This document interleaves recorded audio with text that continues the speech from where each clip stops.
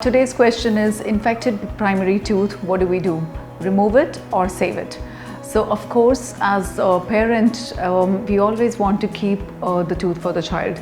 Serves multiple purposes. First of all, we don't want our young ones to have the extractions done.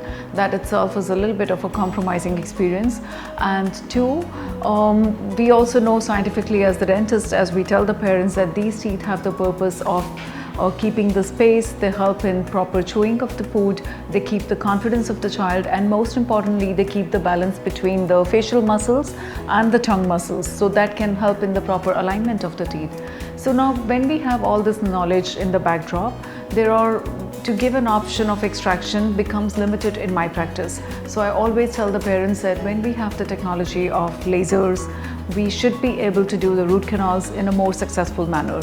So lasers will always work until the level where the normal conventional treatments don't reach. Our microorganisms are further deep into the root canals, and lasers are able to target them to quite a good extent.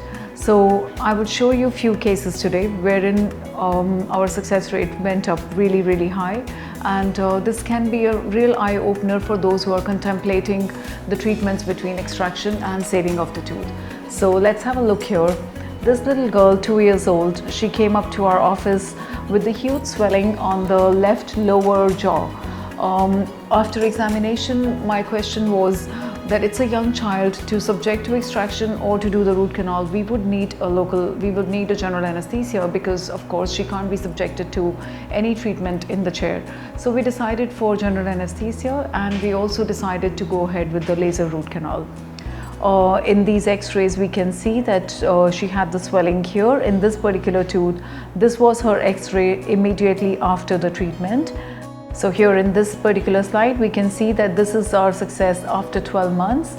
Then we had the x-ray taken after 16 months, 24 months and 48 months. So 4 years of follow-up, and the child's tooth is still intact and there has been no sign of infection. We managed to put the crown, and the new tooth, that is a 6-year molar, has now come out.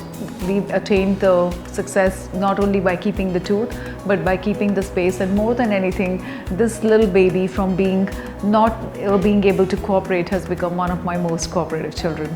So let's go to case number 2, or another patient where we had another 2 years old. Now we also come across situations where the little ones, the toddlers, who are like so explorative with the world around them, they want to be moving all the while and they keep bumping themselves into different places. So here we had this little one who had an impact on the front tooth, and the mom really wanted to save this tooth. She came here with an abscess, she came with an infection in the upper tooth. We decided to do the root canal. This girl was 2 years and few months and was able to cope up in the chair.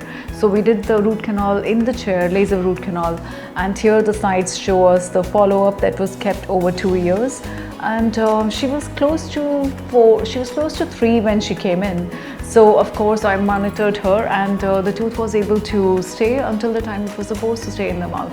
So the conclusion is, when it's a question between saving and removing the tooth, I always bank on saving the tooth, because I believe that the walk that we take with nature is always the walk that is going to last longer.